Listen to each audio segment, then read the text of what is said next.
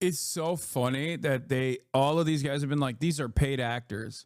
These are radical Antifa leftists. Like, that's what they keep saying about all of the people that go to the Republican town halls. And then you see the town halls and it's this. It's always this. It is the most this-ass town hall you've ever seen. One after the next. Like, when I look at this picture, I don't think like these are radical young college campus activists, okay? I think of the name Eustace, a name that no one is named anymore, unless it's a trans lady who decided to name herself that, okay? Nobody fucking calls women Eustace anymore. There's no Eustaces. There's no Gertrudes. They're in the room. This is the Eustace. This is the Gertrude. This is the Beatrice. Holy that is so crazy. Before we do that, let's do some hog watch. And by that, I mean, we're not even watching hogs, really. We're watching the hogs rise up, liberate themselves from their chains. For 39 years from New Jersey. I've never been involved in politics before, but this is getting really scary. Okay, so the things that frighten me is the way this insane president talks about Canada as a 51st state. Yeah. Taking Panama by force and buying Greenland. Yeah. How does this person qualify as sane? Why is he not being impeached right now?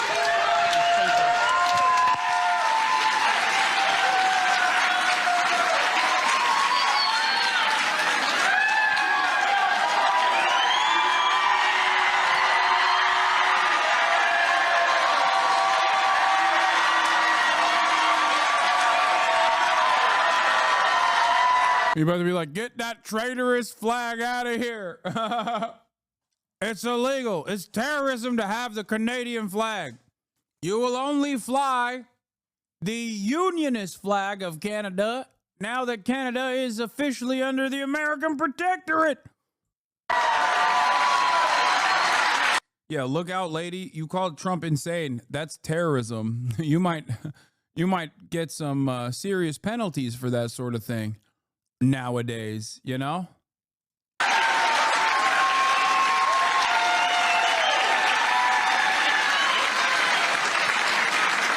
So, in short, I don't support us absorbing Canada. Canada, that would be like taking. Canada's been a good neighbor. Canada is much more liberal and left wing than the United States. If we took Canada. Taking Canada would be like taking another California. It would tilt things towards the Democrats. Oh, that's what's stopping you. Okay. Dude, what a brilliant. Yeah, the real issue is if we take Canada, they're too libtard. We're just going to be liberal.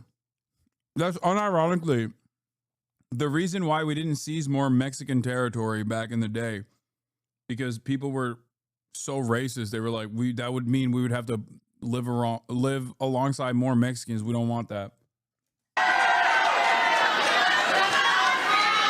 Yeah. If we took Canada, the Republicans would never have control again. So we don't want that to happen.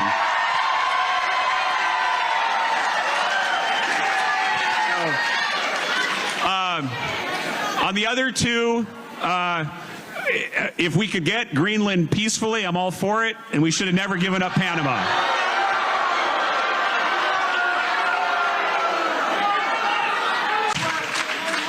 This is a question that comes from Barbara and can serve as our concluding question for the night regarding checks and balances between the different branches of government. Given the trajectory of the administration, the continued agreement of the Republican Party, is there a line in the sand for you? That is to say, is there any point at which you might stand up and tell them no? What is? No. The answer is no. Let's be for real. I don't care what he says. We know the real answer is no. In the interest of your people in Eastern Washington, what is your line in the sand? Well, in general, I swore an oath to the Constitution. It's very serious to me. I swore an oath to the Constitution before I went to Iraq. I swore an oath to the Constitution becoming a member of Congress. I would say that I understand this room is different than the rest of Eastern Washington, but you guys, you are. So, y'all are wrong. I think, and I'm not saying you're being, I'm not saying you're being disingenuous in your heart of hearts, but you have a perception that America is spiraling to some kind of a constitutional crisis. Yeah.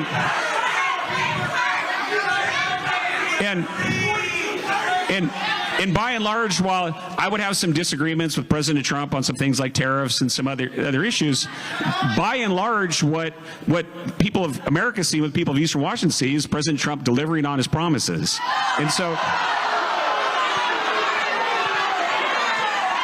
well, numerous town halls are scheduled to take place across the country, and if recent town halls are any indication, tempers will be running high. Here's Republican Congressman Michael Baumgardner's town hall in Spokane, Washington last night. Watch this. You have a perception that It's so cooked. Like in 2016, 2017, there was this attitude amongst the Republicans to at least like openly acknowledge that it was shameful. Like Trump was behaving in a shameful manner. They're so gone. Gone are those days, baby. And with no opposition whatsoever, the only thing you're going to see is just like voters actively freaking out. That's it. Yeah, I thought it was Spokane, but chatters are saying, no, it's Spokane. America is spiraling to some kind of a constitutional crisis. By and large, what people of America see, what people of Eastern Washington see, is President Trump delivering on his promises. And so,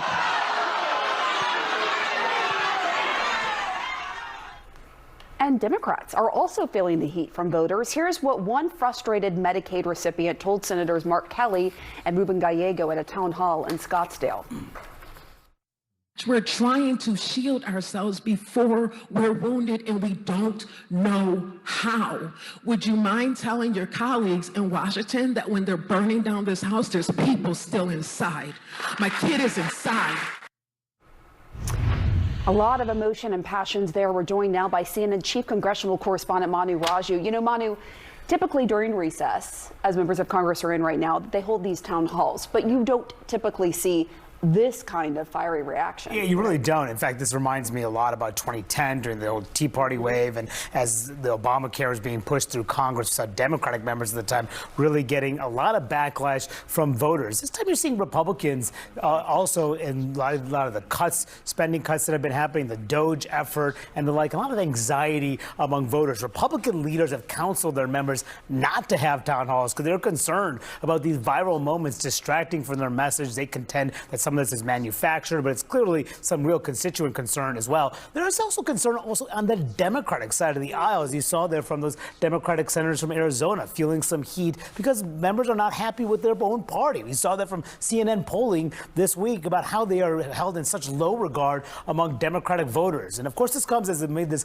leadership battle that is facing Democratic leader Chuck Schumer, his decision to allow the government to be funded by this Republican spending bill, not block this, battling with the House Democrats as well. Earlier today, when he was asked about whether he would step aside, he made clear that he was going to stay as Democratic leader, said he was the best person for that position. What will be interesting today is Hakeem Jeffries, the House Democratic leader, is having his own press conference today. The last time he had a press conference on Friday, he was asked, does he have confidence in Chuck Schumer? He said, next question. What will he say today when he is asked about this very same question? We'll see what he has to say there, because Democrats are trying to get on the same page after this really messy internal battle. They certainly are. And the two leaders met on Sunday after that press conference. So we'll see if he changes his tune after meeting with Schumer. Thank you so much, Manu Raju. Wolf? And it's interesting that Manu still can join us here in the Situation Room because the House and Senate are in recess. Yes, we love having you here. Otherwise, you'd be chasing those guys through the halls of That's Very Congress. nice to sit down every once in a while, Wolf. Good to have you in the Situation Room. This one's my favorite. This is the best one, especially because he's such a funny looking guy and his facial expressions throughout this process are hilarious. When they start screaming tax the rich, he's just like, oh, I don't know what you're saying. A heated town hall. Whoa! Showing a lot of leftists out here. Hey, yo, chill out with these radical Black Panther Party Maoist third worldists out here. Yo! I didn't know Nebraska ran like that. I didn't know Nebraska was equipped with the revolutionary potential of a developing nation that has been undermined by global capital, Western Empire. I didn't realize these were the real Maoist guerrillas. Debate in Columbus, Nebraska for Republican Congressman. Yeah, we went from Antifa to Grand Tifa. Antifa. Goddamn. Someone said baddies. They are baddies. That's a bad bitch right there. That's a bad bitch that wants Social Security to remain what it is. That's the baddest bitch. Mike Flood. Politics, it can be passionate. It can also be polarizing. Tonight, all of that is on display as Nebraska voters want answers to real-life decisions impacting them. First Alert 6 reporter Bella Caracta has our coverage.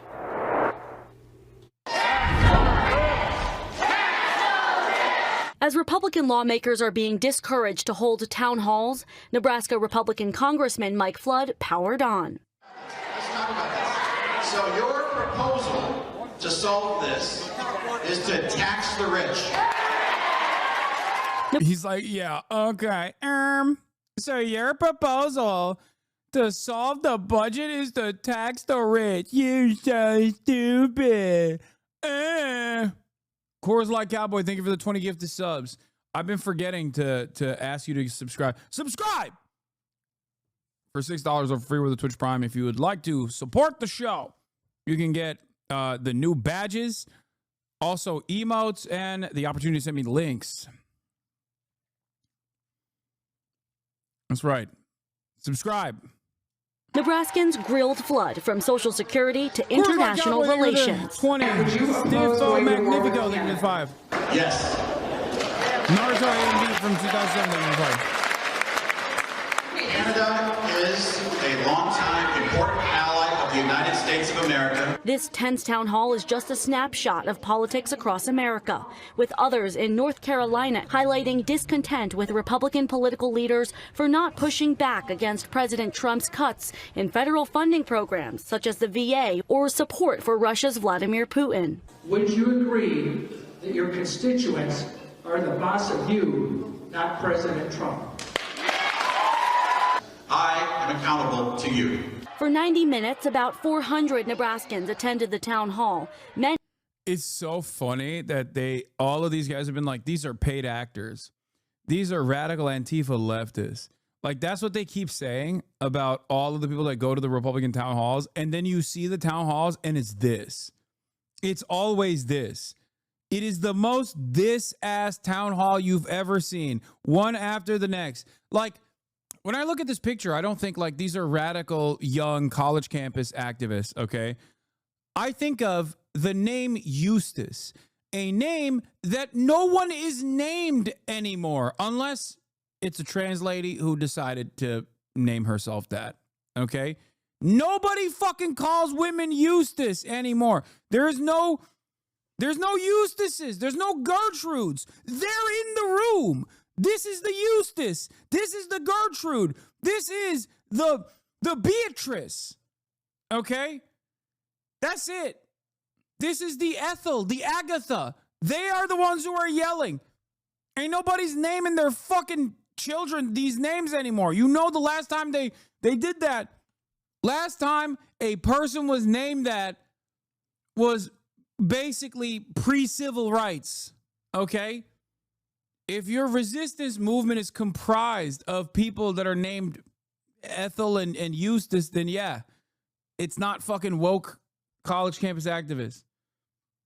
Trans girl erasure? No, I already said that. The only people that are named Ethel or Eustace or or those like old school ass names is his trans ladies now. Okay, that's it. That's it. Many taking aim at Congressman Flood. Is there anything you will do to stand against Trump? A great majority of Nebraskans and those in the 1st District voted to elect Donald Trump president in this state. To many voters, what's happening seems like chaos. For Jeremy Aspen, he says he doesn't recognize the Republican Party, a political party that had always been part of his life. At a certain point, you just feel like it isn't a fit anymore. This week, the Omaha man switched parties. It's a lot easier when the ground shifts under you. What did it mean? Dude, it's so funny. Like, Nebraska is such a tiny ass fucking state that when one guy in Omaha changes party loyalty, it makes it to the local news. I love that. Like, what the hell, man? This Omaha man changed party affiliations. But is it far too late? What the fuck? To be a Republican for you. Individual rights and freedom, especially free markets. Aspen was a member of the Douglas County Republican Party, the Nebraska Republican Party, and a delegate to conventions. Now he's a Democrat. Why register as a Democrat and not nonpartisan or libertarian? If you're going to affect real change, I do think mechanically it just works if you work within that two-party system. In Omaha, I'm Bella Caracta, First Alert 6. Aspen now believes Democrats have an opportunity to shift back to center. We want you to show fight, and you are not fighting. See, that's a lib right there, okay? That right there, you can tell. He put some stink on it. Like, that is a lib right there, okay? Fighting. At this town hall in Forestville, Maryland, Congressman Glenn Ivey got a healthy dose of the idea that even a friendly crowd can turn on you. And on a couple of occasions we need to shift to the center right now. It's real centrism hasn't been tried.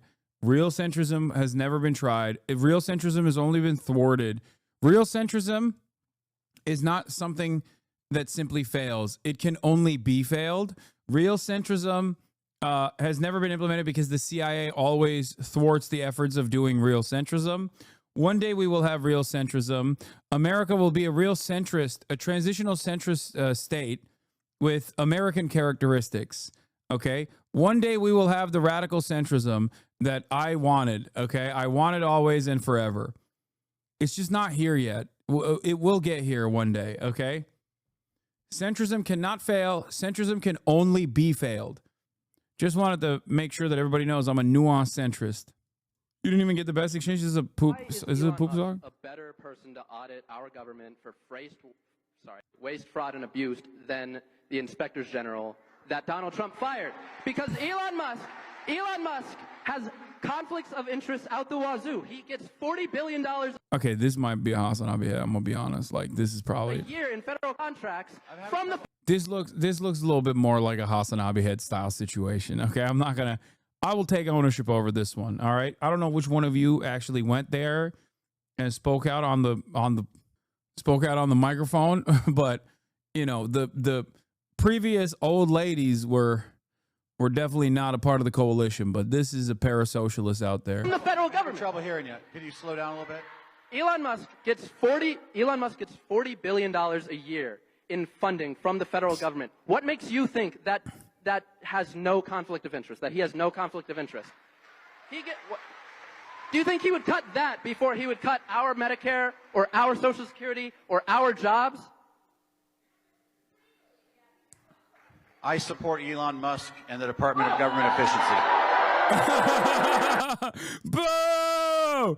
Boo! Look at this dipshit's face when he gets booed. Look at him. Oh, man. Efficiency. Yeah, that didn't really work well in that crowd, did it? Damn, dude.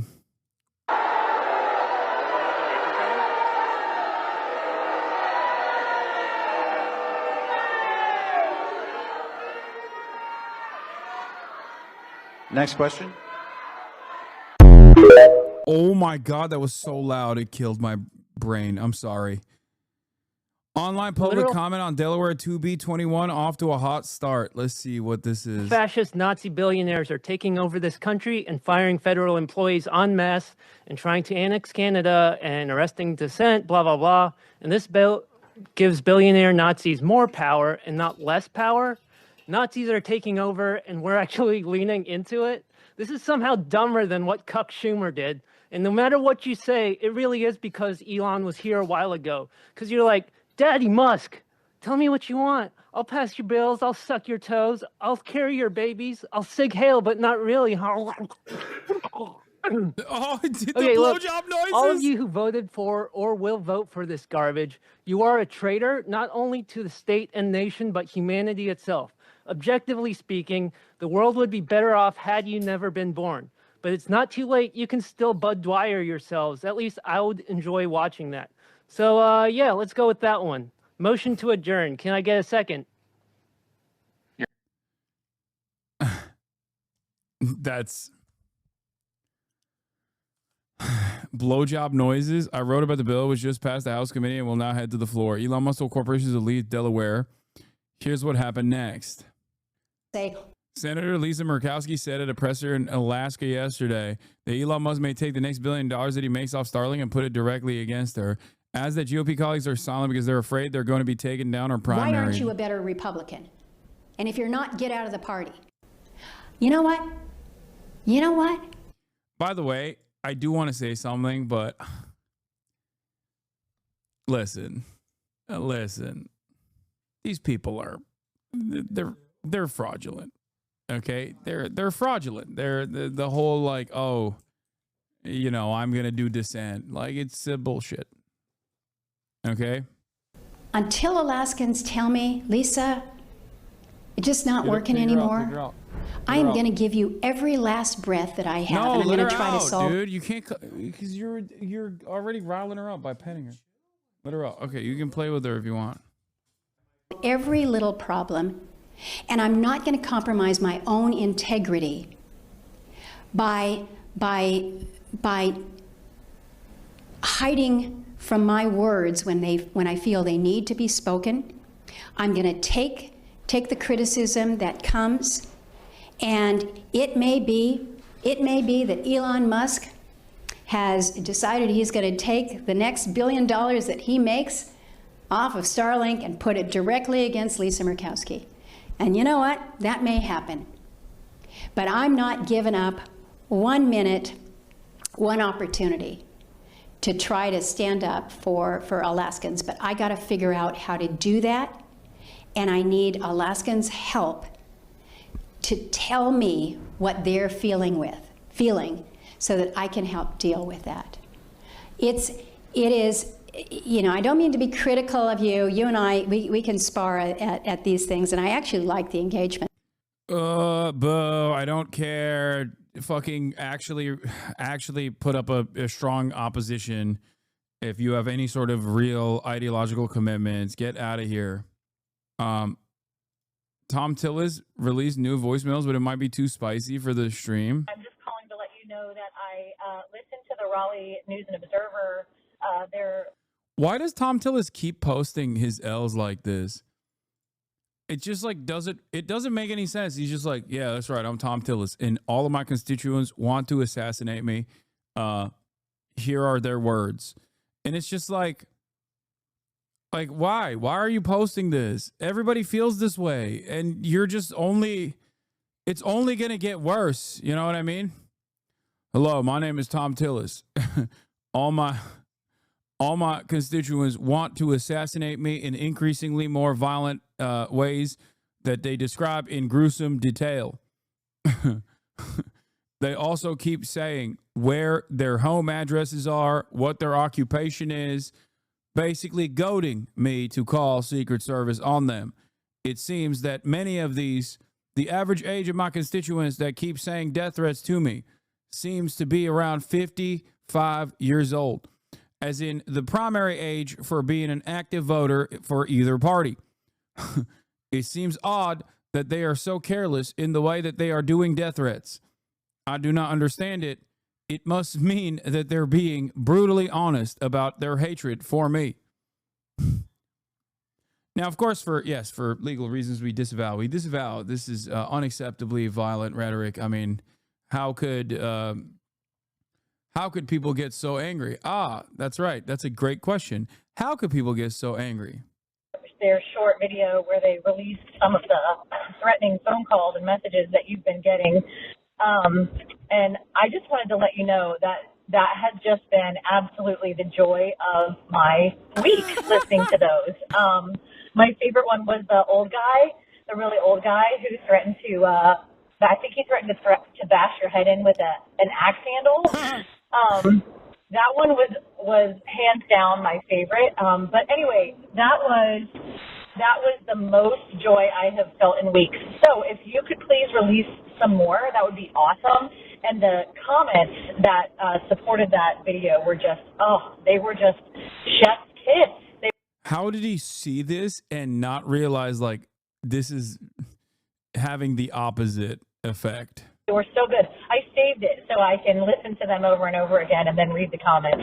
It's so good. So please keep releasing those. Keep those coming. It's giving me life, and it's about the only thing these days it is that you're doing. So yeah, keep them coming, and I'll look forward. Yeah, I immediately looked for comments after she mentioned the comments. Comments turned off. To some more. Oh God, it's so loud. Fuck. You, Tom, any of you who work for him. You guys forgot free speech was a thing. I hope Tom gets. I might drive to North Carolina and shoot him dead in the streets like the. Okay, the problem here is that's not protected speech. Okay, that's not protected. You cannot. Okay, here I'll give you an example. You cannot say that as a constituent, you are going to go and shoot Tom Tillis in the streets like the dog he is. You can't say that. That is not free speech. It's funny, but I disavow. You can't say that. You will get a call from Secret Service. The dog he is. He's scared of death threats. We're scared of the way he is going to turn our country into a by taking bribes and siding with the oligarchs. I hope Tom gets kidnapped and his wife and children and his children's children get tortured in front of him. I might come do it myself. You're all going to die. Tom's going to die when the bullet hits his brain and he drops to the ground and the blood starts pouring out of his head. All the patriotic. It's so crazy because I get all of this. I am a recipient of gruesome death threats such as this one all the time. And it's pretty funny because like I always want to, when I look at it, I'm like, what direction will this go? You know, what direction will the death threat go? This is unique. Like the whole, I will torture multiple generations of your family, your next of kin is pretty wild. That's like some Bible shit, and not even like new Bible, none of that woke Bible shit. I'm talking Old Testament. It's crazy. This guy definitely is getting a visit from the feds for sure. Americans will be thankful, cheering, clapping when his office blows up and everyone inside that is contributing along with him dies. All of us patriotic Americans will be clapping, joyous. I can't wait. I can't wait till Tom is dead. The time is coming. Look out. Hey, I saw you released all the death threats, and I just wanted to say, good for them. You guys deserve it. I hope you get more. I hope they get worse. I hope you are scared to come out of your house and leave your office, and I hope you do die soon. I just want you to know that the only thing I hope and pray for every day is your death. You have taken all of the hope, all of the will out, except to hope and will and pray that you die every day. I hope one of those people that sent you death threats comes and does their due diligence for this country. Every single day I wake up and I hope and pray that you don't take another breath. have a terrible, awful day. I also hope everybody you love and care about, every member of your family, also experiences that same fate. I really hope that you either meet the guillotine soon. The guillotine. Yeah, she took time while on the walk to work to be like, here's a message for Tom Tillis. I think the reason why the beeps are so loud is because, like, if anyone enjoys this conversation, I feel like they're trying to make you deaf. You're like, oh, you wanted to hear the next drop of Tom Tillis death threats? Well, guess what? You're gonna get punished for it. Or have a come to Jesus moment where you realize that Marie Antoinette asked everybody in France to eat cake. And in comparison, we are not driving fucking Teslas. That's crazy. Yeah, I disavow, of course. These people are on your side, Jake. Remember that. Watch the first vid. I already did. It was filled to the brim with statements that I disavow, of course. In this town hall, the crowd did turn on him. The message that was sent by Democrats in Congress with the CR catastrophe was clear. It's not that you're in the minority. It's that you aren't even working together on a shared strategy. And that is failure. We are not interested in hearing that you are in the minority. We know that. We want you to show some of the backbone and strategic brilliance that Mitch McConnell would have in the minority. Thank you for being polite with us, but when it comes to fighting these fights, we need you to be a little bit less polite, a little bit more hell no instead of a little bit no. That's, dude, you can look at the energy of the liberals that go to Democratic lawmaker town halls, and then look at the energy of people that are, calling into Tom Tillis's office or going to the Republican town halls. God damn, dude. Like, that's the difference between an NPR lib who just like gets a steady dose of NPR every day and watches MSNBC all the time and is like, can you please respectfully do something? I would like it. Meanwhile, the Republicans or constituents at the Republican town halls are like, if you don't change trajectory, I will change it for you. I will change your oil next time you're at a Jiffy Lube. And it turns out I've done more than that. I put a bomb under your car. It will explode with your children in it. Like, like what the fuck? The difference is stark, okay? Liberals are like, please, it would be really nice if you were to maybe not allow the Republicans to, I don't know, undermine the federal government and dismantle the regulatory apparatus by laying off tens of thousands of employees. That would be so nice. That's awesome. Fair enough. And there may be a time when you and other congresspeople need to do civil disobedience. You need to be arrested. Sure. And I will go with you. I will stand next to you and be arrested. God damn, dude. Holy shit.